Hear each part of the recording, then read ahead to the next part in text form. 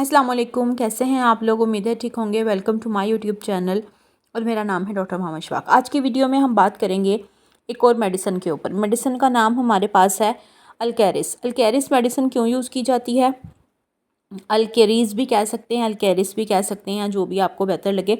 ये क्यों इस्तेमाल की जाती है, इसके क्या फ़ायदे, क्या बेनिफिट्स हैं, किन लोगों को दी जाती है और ये क्या बीमारियां ठीक करती है और इसकी कितनी डोज आप ले सकते हैं और इसके क्या क्या साइड इफ़ेक्ट्स या बुरे या मुज़र असरात आपके ऊपर असरअंदाज हो सकते हैं। तो आज हम इसी टॉपिक के ऊपर बात करेंगे। वीडियो स्टार्ट करने से पहले काइंडली मेरे चैनल को सब्सक्राइब कर लीजिएगा और बेल आइकन को प्रेस कर दीजिएगा ताकि मेरी सारी वीडियो आपको मिलती रहा करें। तो चलें स्टार्ट करते हैं कि हमारी ये जो मेडिसिन है अल्केरीज, ये इसका जेनेरिक नेम क्या है। सबसे पहले हम ये देख लेते हैं। जब भी हमने कोई भी मेडिसिन याद रखनी है, आपने हमेशा उसका जेनेरिक नेम को क्या कहते हैं आम जुबान में, ये जैसे आप छोटा सा ब्रैकेट में देख रहे हैं, सॉल्ट या फार्मूला आम जुबान में। तो मेडिकल की ज़ुबान में इसको जेनेरिक नेम कह सकते हैं और ऊपर वाला जो नाम होता है उसको ब्रांड नेम कहते हैं, जो कि चेंज होता रहता है। लेकिन जो जेनेरिक नेम होता है, ब्रैकेट वाला छोटा सा सॉल्ट या फार्मूला नेम होता है, ये कभी भी चेंज नहीं होता, इसलिए आपने हमेशा यही याद रखना है। तो आज की हमारी मेडिसिन का जेनेरिक नेम है एक्लोफेनिक। एक्लोफेनिक दवाई जो है वो एक बहुत ही अच्छी एनाल्जेसिक के तौर पे काम करती है। ये एक बहुत ही अच्छी एनाल्जेसिक है। एनाल्जेसिक क्या होती है?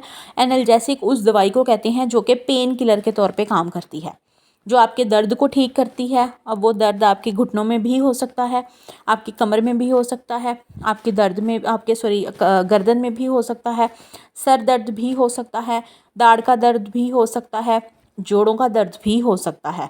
मतलब कि जिस्मानी तौर पे जितने भी आपको पेन्स हैं, ख़ास तौर पे जोड़ों के मसाइल, अगर जिनको जोड़ों में बहुत ज़्यादा पेन होती है या फिर मोहरों में बहुत ज़्यादा पेन होती है, कमर में, लोअर बैक में बहुत इश्यूज़ हैं, या जिनको चलने फिरने में बहुत सारे इश्यूज़ हैं, घुटनों में बहुत पेन होती है, तो उन लोगों को जो है वो ये दवाई इस्तेमाल करवाई जाती है।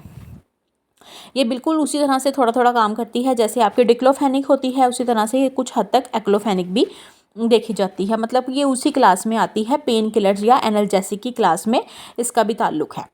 अब हम देखते हैं कि और आप इसको कैसे यूज़ कर सकते हैं। अगर आपको जैसे कि गर्ल्स को बहुत सारे पीरियड्स के इश्यूज़ होते हैं, उस दौरान भी पेन होती है, तब भी ये यूज़ कर सकते हैं। मगर हमेशा आपने इस कंडीशन में या डिलीवरी या जब भी आपकी प्रेगनेंसी या इस किस्म की जो भी आपकी स्पेशल कंडीशंस होती हैं, इसमें आपने जो भी दवाई यूज़ करनी है वो हमेशा अपनी डॉक्टर की कंसल्टेशन के हिसाब से ही करनी है, क्योंकि इस कंडीशन में जब भी आप कोई मेडिसिन यूज़ करते हैं तो उसका बुरा असर ज़्यादा हो सकता है। इसके अलावा आप नॉर्मल कंडीशन में अगर आपको कहीं पे भी बॉडी में पेन है, ख़ास तौर पे जो 30 से 30+ के लोग होते हैं या 40+ के लोग होते हैं, उनको चलने फिरने के इश्यूज स्टार्ट हो जाते हैं, तो घुटनों के दर्द की वजह से वो चल फिर नहीं सकते या कमर में पेन होती है, तो ये मेडिसिन यूज़ कर सकते हैं। अब हम देखते हैं कि इसको आपने लेना कैसे है। तो ये आप सुबह दोपहर शाम एक एक टैबलेट का यूज़ कर सकते हैं, और आप सुबह शाम दिन में 2 दफ़ा भी ले सकते हैं, दिन में 3 दफ़ा भी ले सकते हैं। लेकिन आपने कोशिश यही करनी है कि सिर्फ तभी ये दवाई का इस्तेमाल करें जब आपको बहुत ज़्यादा प्रॉब्लम या पेन हो। इसके अलावा दवाई का इस्तेमाल सिर्फ आपने तब करना है जब आप डॉक्टर से प्रिस्क्रिप्शन प्रॉपर लेंगे, तभी आपने इस्तेमाल करना है। सेल्फ मेडिकेशन बहुत हार्मफुल साबित हो सकती है। अब हम देखते हैं कि इसके साइड इफ़ेक्ट्स क्या हैं, मुज़र असरात क्या हैं, इसको दवाई को खाने से क्या असरात आपके ऊपर असरअंदाज हो सकते हैं। तो एलर्जिक रिएक्शन हो सकता है, हाइपर सेंसिटिविटी रिएक्शन हो सकते हैं। मतलब कि अगर आपको ये दवाई सॉल्ट सूट ना करे, ये दवाई के अंदर जो सॉल्ट है एक्लोफेनिक अगर आपको सूट ना करे, तो उसकी वजह से आपको एलर्जिक रिएक्शंस हो सकते हैं। आपकी बॉडी का जो खारिश आ सकती है, दाने बन सकते हैं, इस तरह के मसाइल पेश आ सकते हैं, रेडनेस हो सकती है, बॉडी के ऊपर रैशेज़ हो सकते हैं।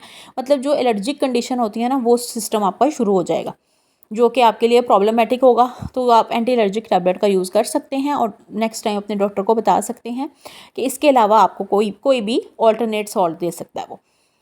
इसके अलावा और इसके क्या क्या बुरे असरात हैं, मुज़र असरात हैं या साइड इफ़ेक्ट्स हैं। तो अगर ये आपके स्टमक को बहुत ज़्यादा इरिटेट कर देगी, ख़ास तौर पे वो लोग जिनको स्टमक पहले से ही प्रॉब्लम है या जिनको अल्सर है, कोशिश करें कि इस किस्म की किसी भी दवाई का इस्तेमाल बहुत कम करें, सिर्फ तब करें जब आपको बहुत ज़रूरत हो, या फिर बिल्कुल ना करें।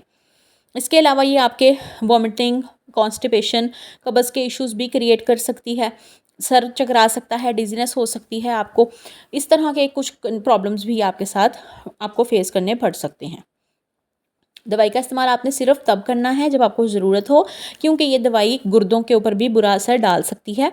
और आजकल की जो हमारी रूटीन है उस हिसाब से पानी हम वैसे ही बहुत कम पीते हैं, तो हमारी बॉडी के जो ऑर्गन्स होते हैं वो वैसे ही डैमेज हो रहे होते हैं। गुर्दे तो ख़ास तौर पे अक्सर लोगों को गुर्दों के बहुत से मसाइल हैं, तो आपने कभी भी दवाइयों का इस्तेमाल ज़्यादा नहीं करना, अदरवाइज़ आपके गुर्दे मुकम्मल ख़राब हो सकते हैं।